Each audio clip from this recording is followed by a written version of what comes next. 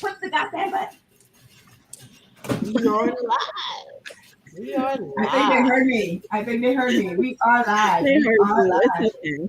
They know we're real. It's okay. Good evening. If they haven't seen Rush Hour, then something is wrong. Right. Welcome to Thursday night's episode of the Millionaire Ladies Mob. Tonight, we are going to share with you how to be recession proof. Things that, oh, look at that glare. Let me stay out of the glare here. Things that you can do to avoid a recession or let me say not avoid because it's going to happen, but to prepare for the recession. And a lot of people are probably like, Shay, you're crazy. Or excuse me, Shalonda. My name's Shalonda, right? Shalonda, you're crazy. We're not going to have a recession. Pull out your history books, people. Look at the times that we're in now, the things that we're going through, and how this happened in the past, and what the outcome of the situations then were. Because guess what? It's happening again. But don't be afraid, because if you stick with the Millionaire Ladies Mob, we can help you along the way with just little tips that you can do to protect yourself from the recession. We'll take a minute to go around the room so that we can reintroduce ourselves. Aaliyah, you want to start us off tonight? I do.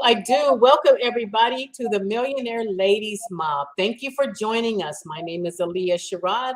I am out of Southern California, the beautiful sunny state. It's hot today, and I am the healthcare queen. I am all things healthcare. So if you need health insurance, if you need accident insurance, critical illness, you just reach out to me. Well, you actually reach out to all of us, but we all have our special set of specialties, and mine is healthcare. So thank you for joining us, and we appreciate that you taking the time today.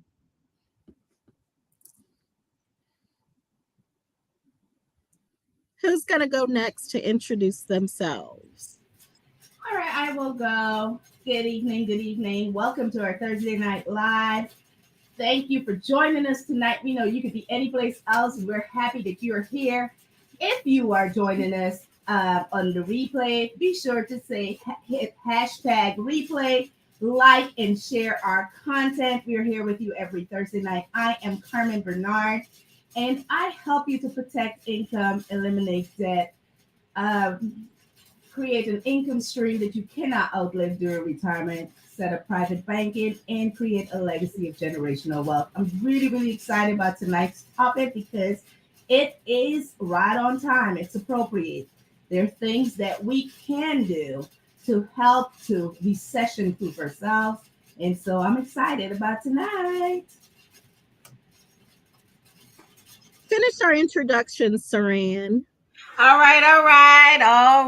I'm Saran Baker. I'm your debt elimination queen. I am here to help you not only eliminate debt, but my specialty is I create millionaires. So if that's what you're interested in, you know how to reach me. Saran10k.com. You can get in contact with me on all social media platforms, including email. And I'm just excited again to be here to have this conversation because, like you said earlier, Shalonda, people don't realize where we're headed and we got to get ready. Yes, ma'am, we do. And I am Shalonda Kaiser Mitchell. I am your money queen. I talk everything money. I am a financial planner, so I can help you with all of your budgeting needs, help you to create one, and help you stick to it. And that's something that we're going to dig into just a little bit tonight. I can be reached on all social media platforms as well. Shalonda Kaiser Mitchell, ShalondaKaiserMitchell.com, and then Facebook, Instagram, and even Twitter. I even tweet. But tonight we want to dig in. It's going to be a little bit different tonight. We talk to each other all the time, and sometimes we don't like to follow a script. We just kind of go where it lets us go. So I'm going to tell you 5 different topics that we're going to, or 5 areas that we're going to address this evening under becoming recession proof. We're going to cover a little bit of budgeting and how to create one, and sticking into budgeting and emergency funds. We're going to talk about high interest rates and debt. talk a little bit about things that you can do if you're in those situations and you don't know how to get out of them, like side hustles or, other jobs that aren't necessarily a W-2. And we'll talk about why you wouldn't want another W-2 in those situations. And then we'll give you a great benefit, a great option, a great way to think outside the box when it comes to stock options, when all the stock options around you are down and people are losing money. We'll talk about a way that you can put some of your money into a safety net, a safe spot.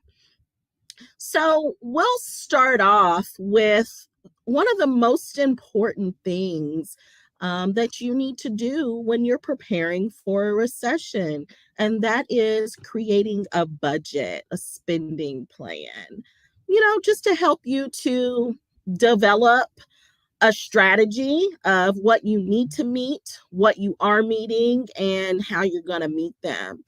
What do you guys think about sticking to budgets? A lot of people don't like them. They think of them as diets. My clients come to me all the time, and when I say you need a budget, they're like, "Oh, I can't stick to a budget. That's like a diet. I want to do it. I work hard for my money. I want to use my money." What do y'all think about sticking to a budget?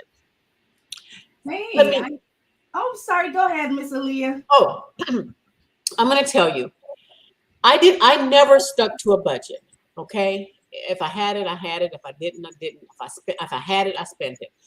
The last few years, I'd say the last 5 years, I stuck to a budget. I forgot where I found this. I created a budget and I looked at where my money was going. I'm like, oh, what are you doing? And in the last 2 years with COVID, I didn't need to go to lunch every day because I could eat at home. Right. I don't need all that Hulu and Zulu and this and that. I don't need all that. And so I've been able to really, and I'm doing it personally for me. So I know it was difficult. It was difficult sticking to it because I was used to just doing what I wanted to do. But I understand the reason, and the budgeting, if you stick to it, you'll see your savings grow and you'll have money for whatever, emergencies, especially emergencies. So that's my thought. I think it's a great idea to do some type of a budget. Carmen, what you think? I definitely agree. Here's the thing. Anything in life, we cannot, number one, if we don't have something to measure, we don't measure something, we don't know if we're meeting our goals. We have to have some kind of something that allows us to measure, and then we can correct. But if we can't measure, or if we don't measure, we cannot correct. And so that's the thing that is most important to me with a budget. And many people will say, I can't budget because I don't even make that much money anyway.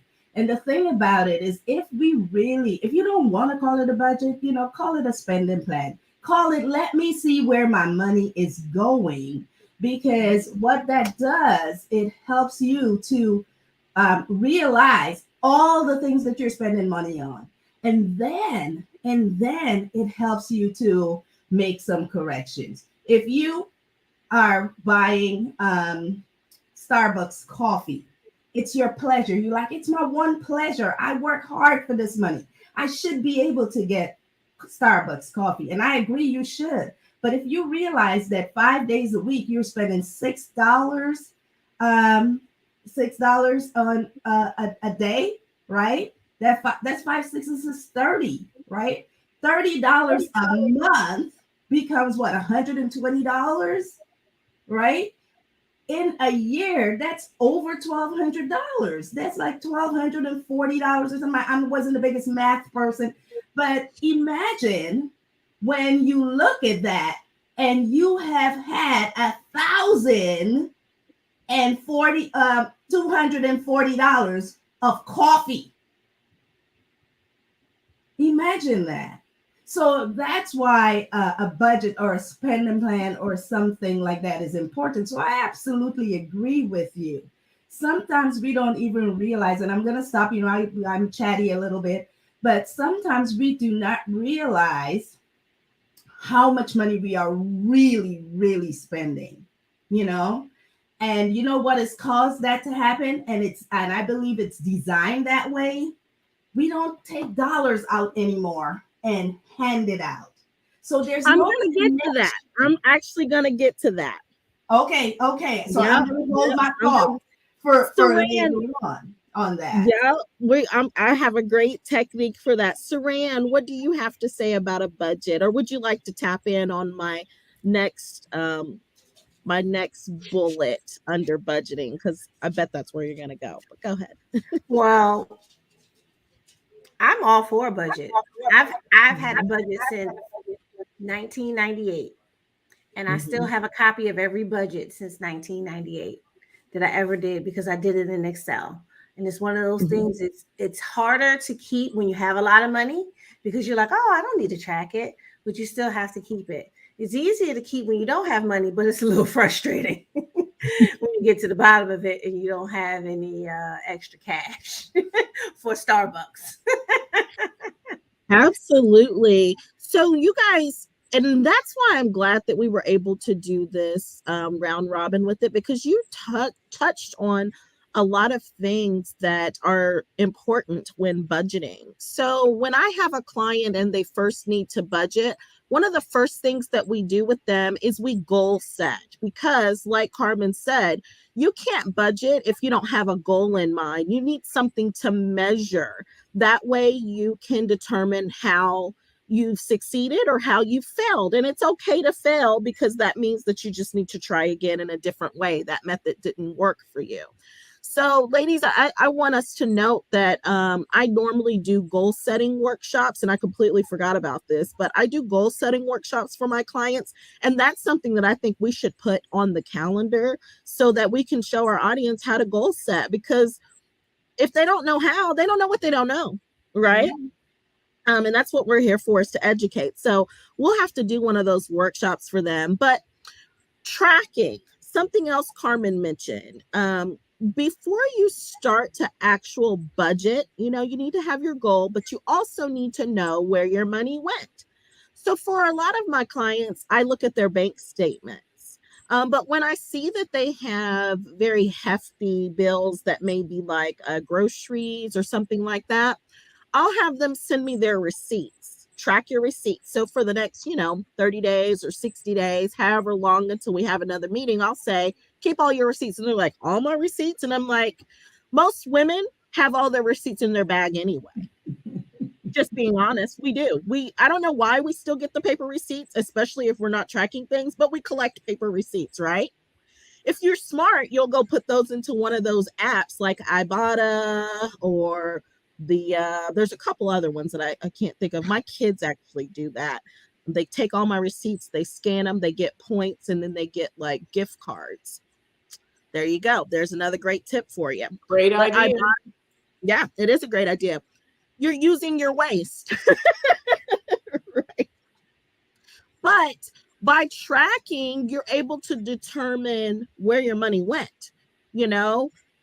Also, grocery shopping. Are you going grocery shopping just because you want to, or are you going grocery shopping because you need groceries, and then breaking it down to a list, right?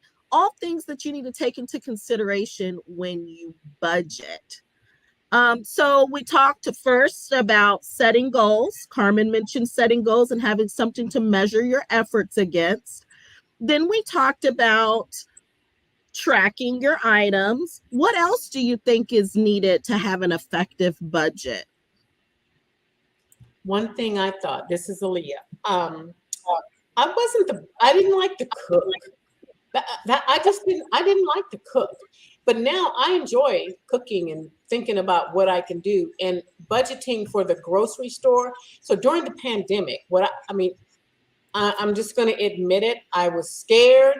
I bought everything I could. Everybody in my family bought everything that, I made sure everybody had plenty of toilet paper. So you were the guys that were taking the toilet paper. Yes, I've been wanting to meet one of those people. I did it.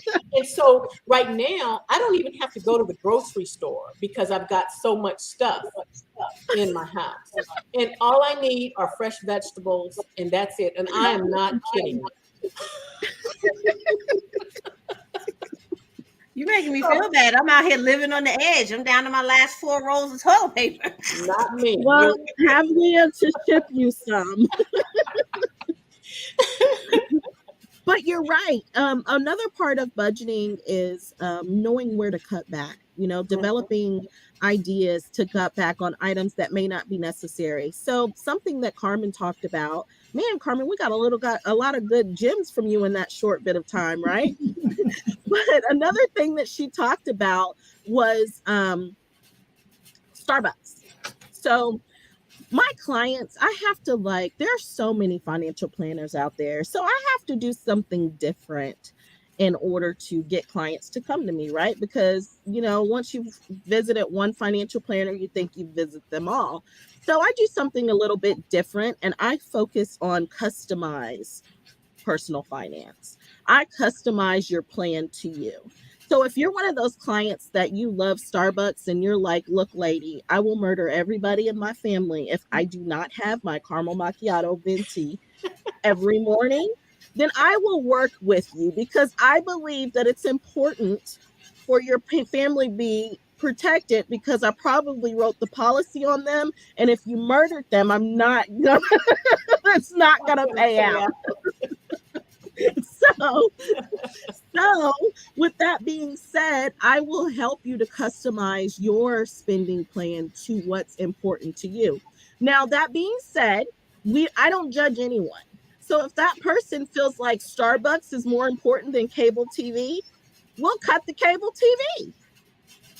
You got to customize your budget to what's important to you.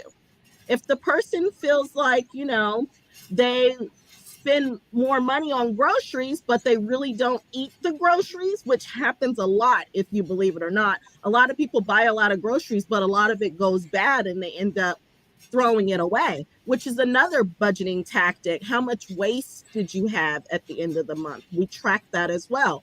And if we find that they're throwing a lot of food or it's spoiling, then maybe it's easier for them to get one of those home chef type meals, like the order in, people, they subscribe to a membership and they deliver a certain amount of boxes for them a week. I've had a client that did that and it worked out perfectly for her. It eliminated from her going to the grocery store, and she had, fresh produce and meals coming into her home. So we customize it for you, developing ideas to cut back on what's not necessary. The second thing that you need to really take into consideration to avoid a recession is building that emergency fund.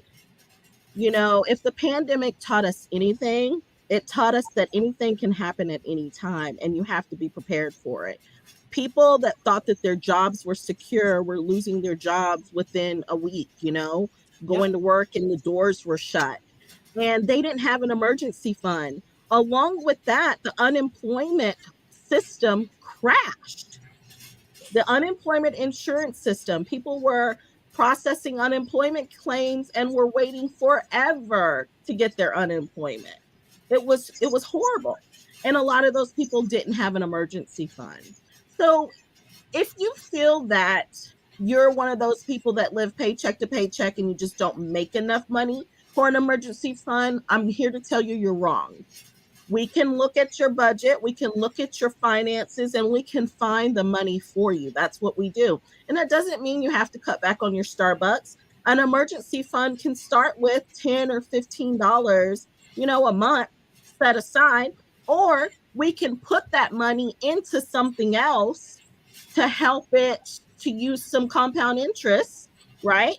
So that if you do have that emergency and it's not right away, you can go pull from it if you need to, or borrow it from yourself. We can essentially teach you how to be your own bank. Anybody have any comments on setting up emergency funds or being your own bank? The one thing I would say about about emergency funds, you're absolutely right. That's one of the things that one of the steps on the way to financial freedom. It's definitely emergency funds, and the rule of thought, 6 to 12 months of money in an account, and or in a bank account or a savings account. And used to be three to six. Now it's more like 6 to 12, especially what happened to us after the pandemic. But what I want to say is this, right? Even if it was another pandemic, you're not going to need. Let's give an example. You say it's 10,000. You're spending $10,000 a month. You're not going to need $120,000 right there. So it is really inefficient to put that much money in a savings account when that money could be working for you someplace else. What is more important as you set up your emergency fund is to have an account that is specific, is to create a couple of different accounts. And lots of banks will let you do that. And they will even let you do that for free. So you have an account that's specifically just for paying bills, nothing else with there. And then you have another account that maybe it is not only just for monthly bills, but it's for those periodic bills. So maybe every 6 months or every 12 months, and you have that account.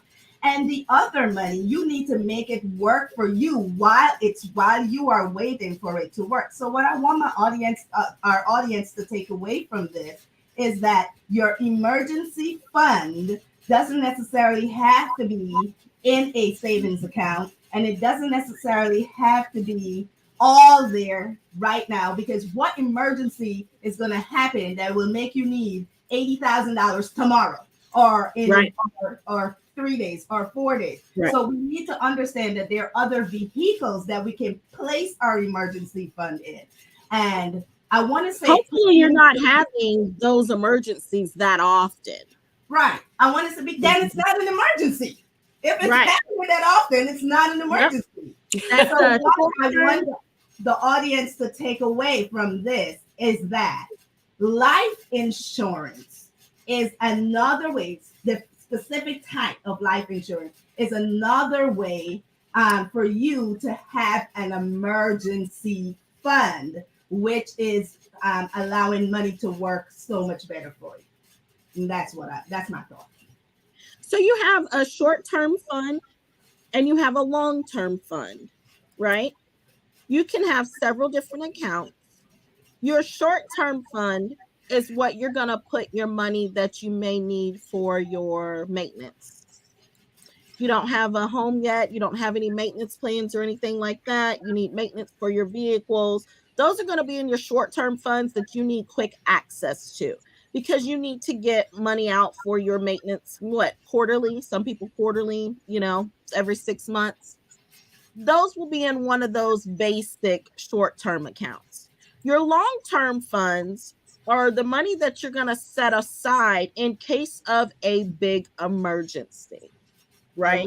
Not in those short-term funds, not the ones that you need to get to right away. So people who have cash value life insurance that set money aside because they were planning for a true emergency, they were okay during the pandemic because they had an opportunity to borrow money from themselves that had been just sitting there growing because they never really needed it, because they never really had a true emergency. What was good about that was that they were able to borrow those funds without any penalties. There were a lot of people that were borrowing funds from their 401k and they were getting penalties. And then all of a sudden the government said, hey, we're in a pandemic. We shouldn't be giving these people penalties for taking money out of their 401k. But by the time they announced it, people weren't aware of it and had already taken advantage of it with the penalties, or had already been, without. Not to mention they had to pay taxes on that money as well. You sure do. So the people that had already had their cash value life insurance, they had agents like us that reach out to our clients, even when things are good. When you have one of us as your financial professional, we're not going to only call you when it's time for us to do your review and to upgrade something. We're going to call you periodically to just check on you. And so when we make our opportunities to call our clients, we say, how you doing? You know, everything okay? How's your kids? What's going on? Well, I lost my job. Oh, well, it's a good thing, that you have your emergency fund and your cash value life insurance. Really? I forgot about that. Yeah, you set it up 5 years ago. It should have really grown by now. Let me call and take a look, see what you have sitting there to tap into some of that so you can borrow some of that money that you may need. It's that easy.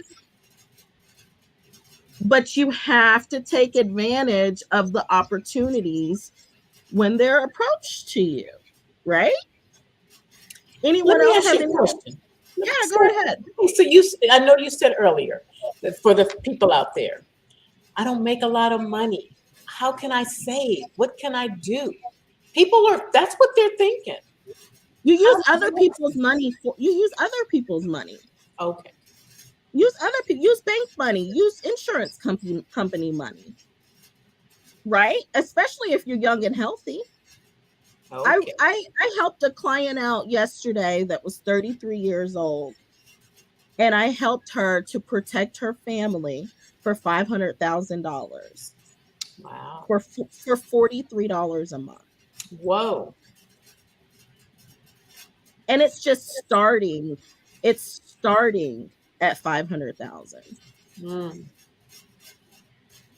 Yeah. People think that it's just so much money, but there's different things that we can do. She has 3 different products to get her that 500,000. Right? Okay. It's not just one product, 500,000. But there's different. That's why you need a professional to sit down with so we can take your situation and see what works best for you. And in doing that, one of the reasons she came to me was because she was interested in another product, which is our next topic, pay off high interest debt as soon as possible. And so I did a debt snowball with her.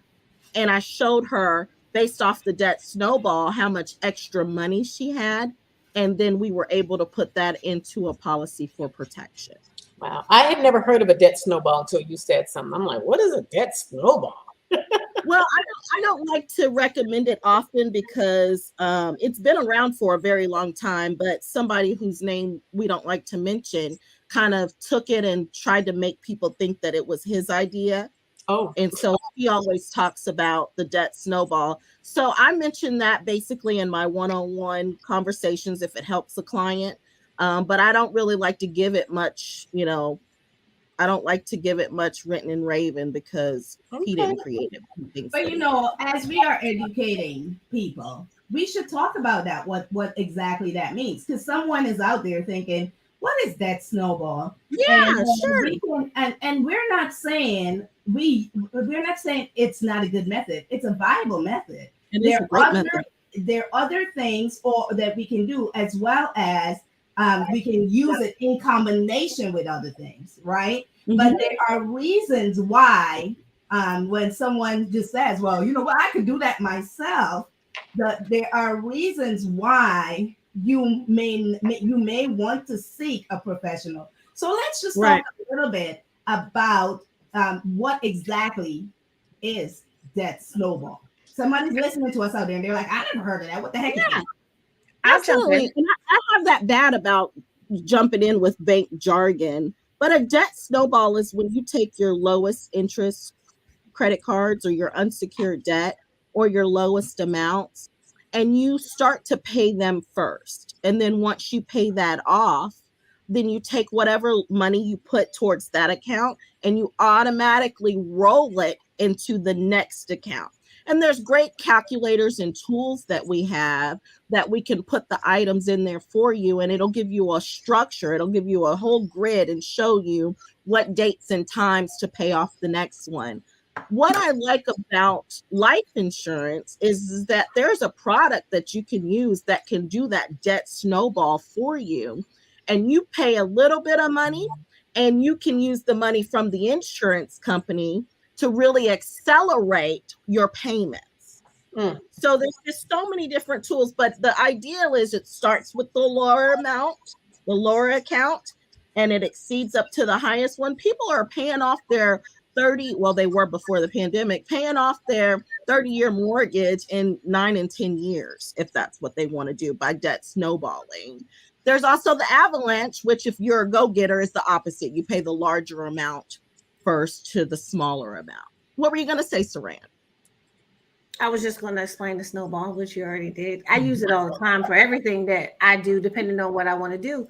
People use it. They say it's for debt, but I focus on debt mostly, but I use it when I want to plan a big trip. I use it when I know I want to.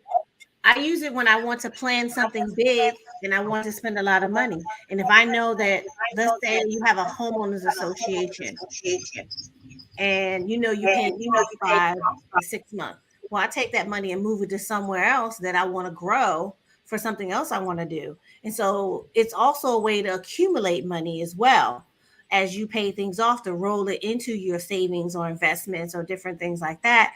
I do a lot in stocks and crypto and all kinds of other stuff. So when I see something that I don't have to pay anymore, I roll it somewhere else. We talking about budgets. I got really interested the other day. I said, I'm going to try to live off a half of what I make every month, because I don't have that many expenses. That means I'm blowing a lot of money on BS. So I said, let me figure it out. Though. When you get to your status, girl, you can do that. So I said, let me figure it out. But the thing is that if you don't analyze it, you don't take the time to think about it, right? And it doesn't have to be big money when you want to do things. If it's $100 that you say I'm going to add to my savings, if I was only doing $50 and I add $100, that is a compound. That has the compound effect for your money to grow even faster. Even before we start talking interest rates and things like that, the more you put in, it's going to reach a tipping point where it is going to go over a certain amount. And so that was it. I was just going to explain the snowball from a reverse perspective, not just debt, but for something fun, right? Because everybody is not living paycheck to paycheck. We have people who are doing just fine. And the $1,240, I think you said, $240 they're spending a year on Starbucks is a drop in the bucket, because it doesn't matter. That's nothing to them, right? But they do want to figure out how to get a beach house. They do want to figure out how to take their whole family to Rome or somewhere like that. And so for them, it's a different conversation, right? When they have their debt manageable, but now they want to do big things. They want lifestyle. They want that change in the world for their kids and their grandkids. Well, you have to have a different conversation with them using similar methods to help them get to their goal. And ladies, I want to touch a little bit more on that snowball and the avalanche and the psychology of it all. A lot of us like to know that we have accomplished something. And so with the snowball, I feel like I'm hearing an echo. But if we start in a, with something small, and then we accomplish that, there's a sense of accomplishment, and then it gives us that much more speed or whatever to keep going and move this to the next thing, because, hey, I just did that. Let me try to do the next thing. And the same thing the other way around. There's a reason when I spoke to children about certain careers and why you didn't choose certain careers. If you're a person that likes immediate results, then being a scientist is probably not the job for you, because that job requires research and trial and error, and you may not see the fruits of your labor for years. And that's why a lot of times people end up going in the wrong way, because they don't analyze how they feel about, even little things, their wins. So that snowball and the avalanche, it appeals to us on a psychological level as well, based on what we want to accomplish.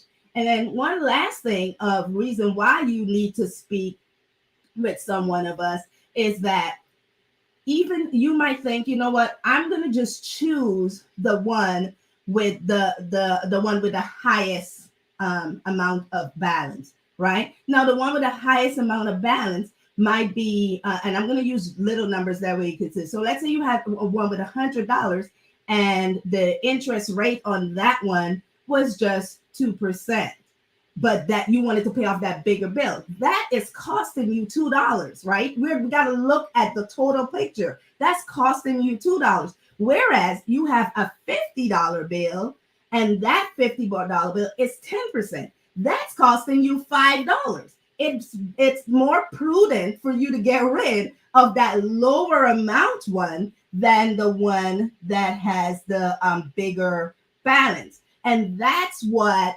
our software does for you. It tells you what to pay and when to pay it so that you are maximizing how much debt you end up paying or how much interest you end up paying. So these are some great reasons and great things that the average person doesn't think about, right? We just want to know, oh, man, I'm going to get rid of this bill, but we can help you to, to maximize the use of your money,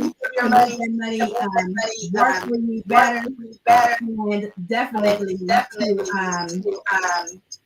as Saran would say, he creates millionaires. To create. Well, not only that, Carmen, as quickly as possible. But you were talking about our software, and we actually have something that a lot of people who just do a regular debt snowball don't have. Is we have little perks to our software. One of them that I like to say, it's like a debt snowball on steroids, because when you're doing the debt snowball and you're not using your own money and you're using a bigger bank or the insurance company's money, then they give you a little perk and it's like an accelerator. And so it makes that compound interest work twice as hard, right? And faster to grow your money faster than it would if you're just doing the debt snowball on your own and using your own.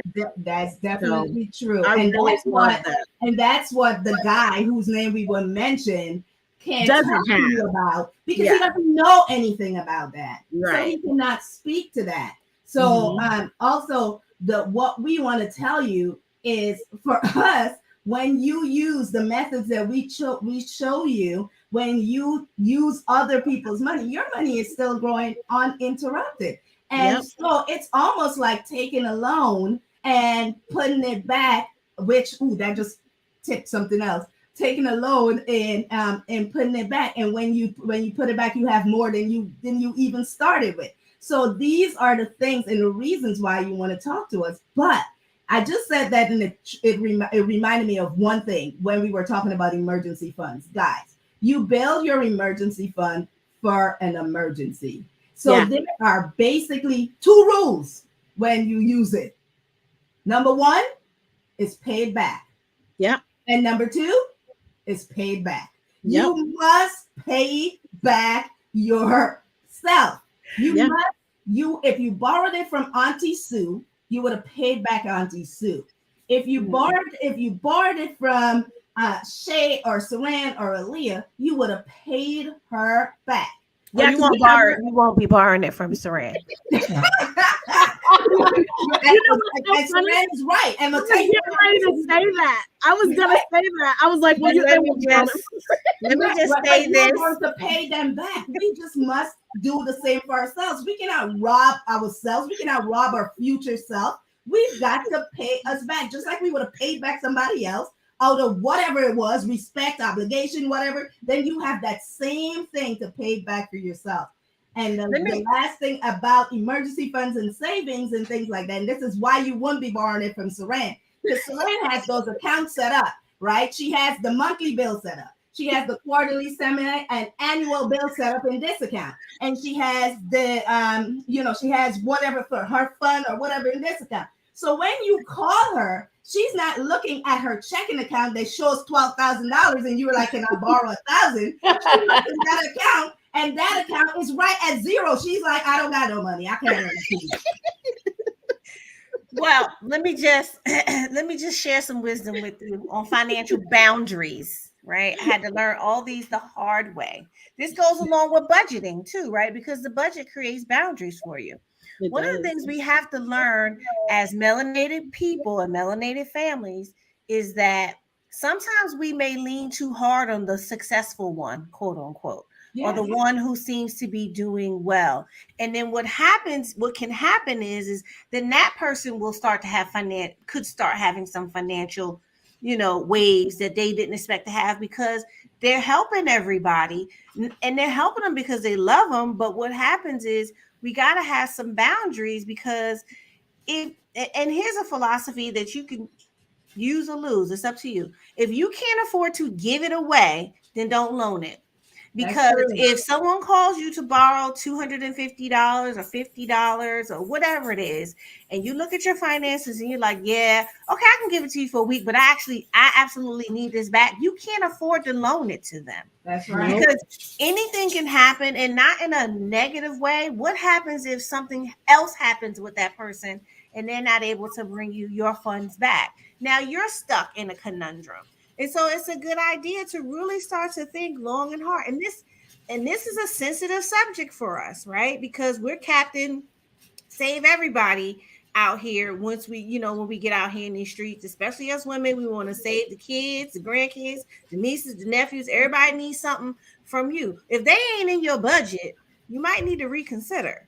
And if they are that important to you, then maybe you should be budgeting it, putting it on your spreadsheet or in your There app, you go. whatever It you needs to be in use, the so budget. you can actually see how much you're putting toward the loved one, or know that this is it. This is my cap for little Johnny.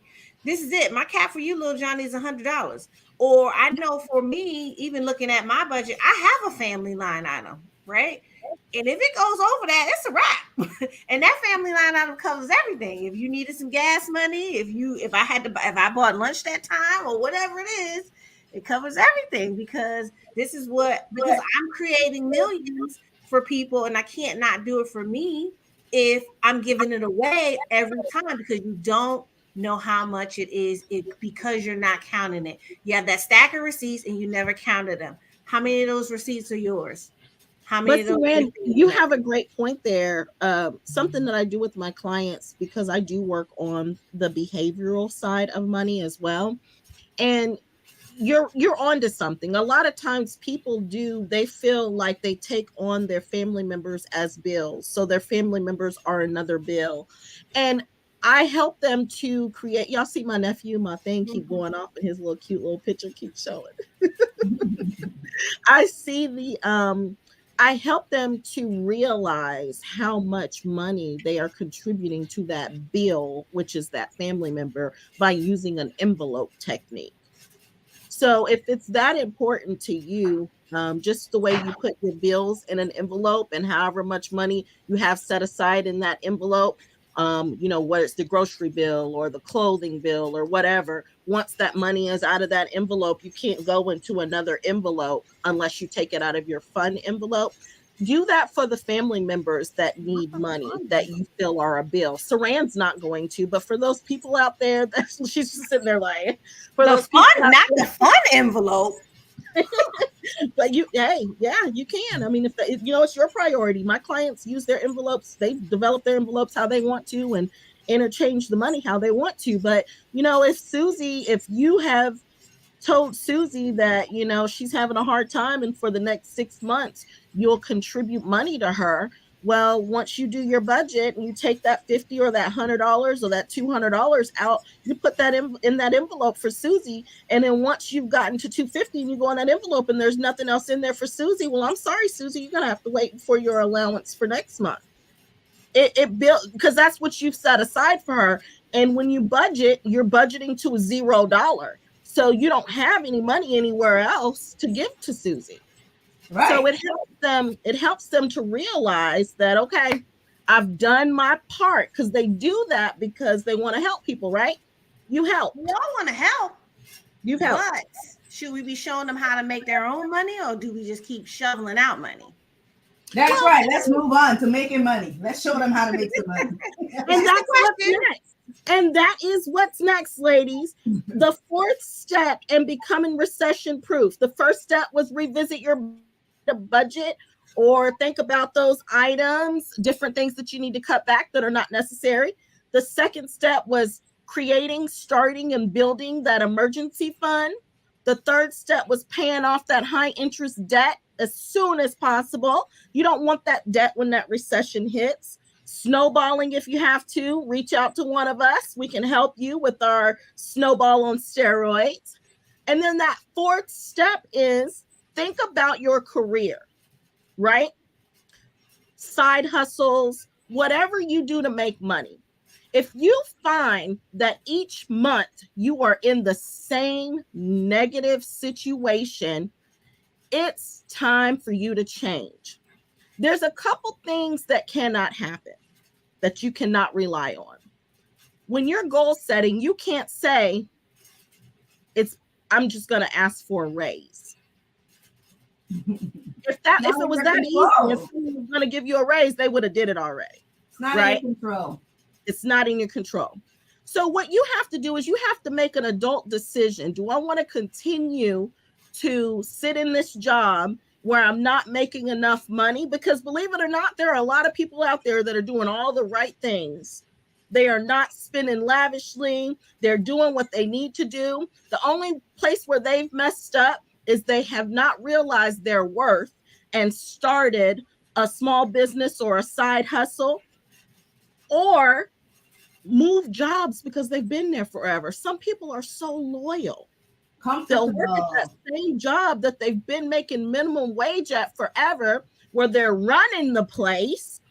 And when their customers come, they don't want to speak to the boss. They don't want to speak to the manager. They want to speak to you because you run the place. Go run your own place. Start a side hustle. There are so many side hustles out there where you don't have to pay anything to get going. Take your hobby. Monetize on your hobby.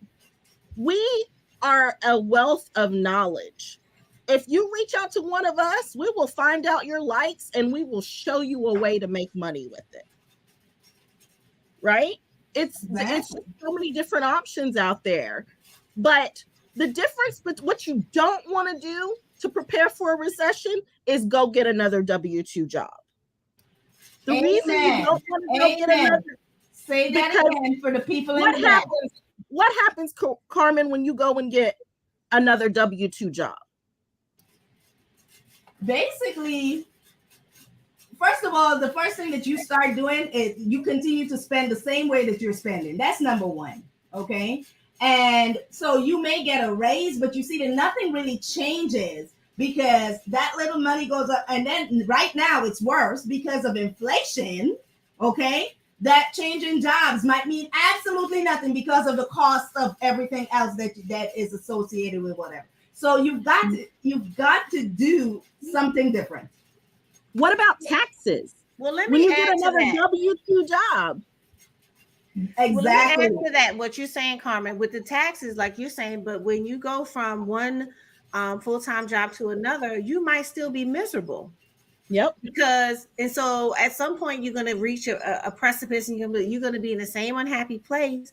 And so when you do find a side hustle, everybody thinks it's always about the money. You might be just finding your passion and your next life, the things that you may be doing long term. It may be something that you want to do forever because you love doing it, right? And that helps. And with the taxes, because the more money you make with W-2, the more tax you pay. But when you own a business and you become 1099, the taxes are more in your favor because you pay taxes after all expenses on your business. Right. Exactly. So it gives you a little bit of an advantage. And depending on how your business operated, you may have spent more in the business than necessary as far as business expenses, but it also helps your W-2 taxes depending on how they're done. And if you have the right accountant or the tax pro, and Carmen's a tax pro, I know, in Georgia. So the thing is that having those things, having a 1099 on top of the W-2 is something that will help you in the long run. Lawyer tax financially for a long time. I remember in my 20s, that was last week. I used to always keep a little business or a little side hustle because I always needed the additional tax advantages that came with it. And they were all things I liked. And I was trying to see if that was a thing that was my thing. And what did you do? They weren't my thing. What did you do, Saran? What were you doing? Oh, there's a whole long list of stuff. Really? Oh, There are I've so done many everything. things. I've done everything. I've done a million lots of things. Yeah, You I've know, always but you had know, something. also, like even during the pandemic, some of the if business owners had a qualified tax person, they really, really cleaned up because they. Let me tell you, small businesses. Y'all think large businesses is what runs this country, but it's small businesses that is what runs this country. Small business is what keep these people employed, and so because of that, they do so many things. They try to do things to help small businesses, and they will have to continue to do it. I don't know what they will do because I can't tell you. I'm not this policy, whatever. But I'm saying they will have to continue to do it. In the last 2 years, they gave out so many COVID credits to small businesses. And if you had the wrong tax person, you did not take part in that. But I can tell you something, you can always amend your taxes. If you say, hey, I want you to take a look at mine, find you a good person to look at it and go back over that so you can take advantage of some of those credits that were available. Even businesses like restaurants, small restaurants that had to be closed and things like that. Yep. Many of them are out there right now, and they have not gotten what is called their employee retention credits. And it's wait a minute, Carmen. Thousands of dollars. Don't talk about it. They need to tell us about it. Yes, right. So those employee retention credits are sitting there. You're a dentist. You are a small restaurant. You had some kind of school that had to close. All these things. You have some employees or employee. And I'm not talking about the PPP. Yes, you could have gotten the PPP and you're still eligible to get these employee retention credits. So even if it's not you, it's someone you know, it's a parent, it's a friend, tell them, reach out to us because these are things that they that are available to them to use. So small business, having a small business like Saran told you on top of what you do is the move, guys. It's the move because now they're going to continue to do all sorts of things to combat inflation. They're going to keep raising those rates. We're probably going to see 6 more before the end of the year, those interest rates. But I'm telling you, they're going to have to do some other things because that has not been working thus far. And they're going to have to do some other things for small businesses. So if you haven't started yet, it's a good time to start. It's a good time to have a 1099, some little business, something. At some point in time, you're going to have to prove to the government that it's really a business, it's not a hobby. But we can show you how to make sure. All of mine were businesses. I don't know what you're talking about, Carmen. Right? You're going to have to show businesses. You know what, Carmen? Most of the people who had businesses were not set up properly, so they couldn't take advantage of and that's another thing. But you know what? Even if they do everything and they don't need a professional. Yeah, even if you didn't have a structure.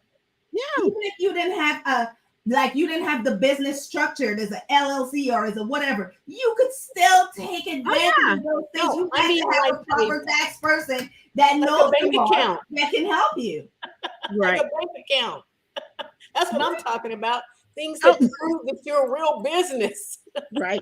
I hear you. But guess what? Do you know that there were several people that they called themselves, they had a business. They didn't have a business bank account. So we had to recreate that. By the way, I charge more for that. because now I have to help you to recreate that whole thing. Yeah. I charge more for that. Don't call me if you want something cheap. I don't got the best prices in town. Call me for if you want something done correctly. No, I don't blame you. I don't blame you because that stuff is time consuming. Yeah. It's time consuming. You are being paid for your time. As an entrepreneur, when I, for instance, still work full time because I love my job and can't see myself leaving my job. But any time that I'm spending on my hobby or my small business is time that is away from my girls. And I'm not having nobody in that time that doesn't have their stuff together. Yeah, so I'll help you with it. I'll do it with you, but it's time consuming. So you're gonna pay me. Yes. I want my coins. Pay me, pay me, pay me. But this is always great. We always are here to educate, but we don't want you to think that, and we don't charge for everything, so don't let that be the last thing that you hear. You can have a free consultation. All of our consultations are free. Even me as a financial planner, I know it's hard to believe because there are some financial planners out there that are charging 125 to 150 an hour. I'm not.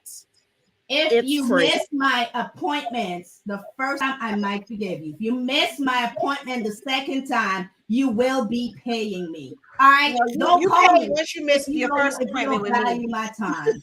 If you miss the first appointment with me, you will pay. Because I send a series of emails to remind you that we're meeting. And I even give you one last chance to cancel because the appointment means I'm not helping someone else, or that means I'm not doing something with my family, right? Or I'm not having fun, which is what I like to do. Mm-hmm. So, well, now in closing, I do want to, our last bullet, our last important item in becoming recession proof is low interest stock options. So many people have lost so much money in the market right now. And having a safety net, having some place where you can put your money that is low to no risk does exist. So if you've always wanted to dibble and dabble with the market, but have been afraid to, and then now you see this horror story that is above your head, yeah, we know some of the best investors out there are saying, well, you knew the risk when you got in there. And I know a lot of your advisors are not answering their phones right now. So I know. It's because they're scared. They're scared. They lost money too. Because they lost their money too. When you lose money, they lose money. But there are options out there, even in this market, where you can still start and you can put your money somewhere safe so that when it's time for you to retire, if that's what you want, you can have something available for you. Don't wait too long. You have any old 401ks sitting out there somewhere you want us to take a look at? You're not doing anything with it. It's just sitting there losing money because that's what the 401ks are doing right now. Reach out to us. We have some tools that will make them safe for you. That's honestly what it is. We have a little projection and you don't have to keep them there forever. We have tools that'll let you put them for 7 years, 10 years, 15 years. We even have a tool that you can just start your own. We can show you how to do that. But reach out to us if you are looking for a low interest stock options to where you won't lose your money, because they do exist. That's right. Anything else, ladies, before we begin to wrap up with our goodbyes? I'll go first. I wanted to say thanks, everybody. I saw a few people out in the audience that I know. Thank you for joining us, because this is what we do every Thursday at 5:30 Pacific time. And my name is Aaliyah Sherrod, and I am happy that you came. And also a side hustle that you could do is come join us. Get your insurance license. I didn't even think about us. How crazy is that? We are having an event in Atlanta, and it is an event that you will probably be happy with. You can have fun. Just think about it. Reach out to the Millionaire Ladies Mob, because if you want a side hustle that pays, you need to be in insurance. Bye. That's right. That's right. I'm so glad that Aaliyah remembered to mention about our business opportunity meeting that we are having on June the 9th in the JW Marriott in Buckhead. And it's going to be from 5:30 to 8:30. And you can meet me in person. You can meet me in person. And you can smile at me or snark at me, whichever. I don't care. As long as you come in and make some money with me. That's all I care about. So come on out there and meet us. Reach out to us, millionaireladiesmob@gmail.com. I will be posting that flyer for that information so you can register for it in advance. and just inbox us, or if you're here in Atlanta and you want to go to that meeting. Even if you are here in Atlanta but you're connecting by us because you're with Shay. When you connect, let them know that Shay sent you. Let them know Saran sent you. Let them know Aaliyah sent you. And Carmen is right here, so I can say I brought her. So come on out and have fun with us. Again, I am Carmen Bernard, Carmen10k.com. As always, it was my pleasure. It was a beautiful evening, good talk. Only we can talk about budget and make it seem fun. All right, because it's a freaking boring topic. I'm telling you, ain't nobody want to talk about it. But when you got us, we can put a little bit of sauce in it. Listen, don't forget to join Aaliyah tomorrow. She is going live tomorrow from her page. Now I put her on the spot. She has to do it. Don't forget to join Aaliyah tomorrow. Don't forget to join my sister Saran with her Monday Dirty Money Secrets. She likes you to talk dirty to her. And I'm on Wednesdays again. If you missed me yesterday, I got on there and told you that we are back. We're going to have the series called Factually Speaking, brought to you by Big Legacy Talks and Big Facts. So we're back. And Sister Shalonda will tell you more about herself and what she's doing. Saran, you want to close yourself? I am Saran Baker, your debt elimination queen. You can reach me at saran10k.com. And I help families to eliminate debt, and I create millionaires. That's it. And I am Shalonda Kaiser Mitchell, and it has been a great segment. If you joined us tonight and you would like a free budget, please reach out to me and I will send you a template. My Kentucky coming out. You can also email us at millionaireladiesmob@gmail.com, and we can get you whatever you need, templates as well. I can be reached at ShalondaKaiserMitchell.com or on all social media platforms. And if you are looking for something that you would, not to have any restrictions, work in your own time, you like to help families, you want to learn more about money and then teach about money, we have organizations and we all belong to several different organizations. We are true entrepreneurs.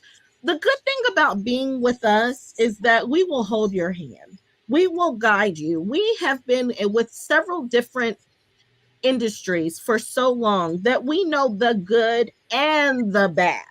And we have no problem guiding you and steering you away from the bad based off of our best practices. So reach out to us. If you're just looking for some extra money, it may start as just a little side money, but once you get that good feeling from it, you're going to be hooked like we are. It's all you're going to want to do. That's right. And remember, we're the good MLM. The good MLM. We're the good MLM. But we're here to help you. We're here to guide you. We're here to mentor you in all lines of work. So reach out to us at the millionaireladiesmob@gmail.com. You can reach out to any of us on all of our pages. We are all over social media. So join us next Thursday at 8:30 Eastern Standard Time, 7:30 Central Standard Time, 5:30 Pacific Standard Time, because we'll be here and we're going to be here anyway. We're going to talk to each other, but we would like for you to be here with us. Have a great night. Thank you. Good night.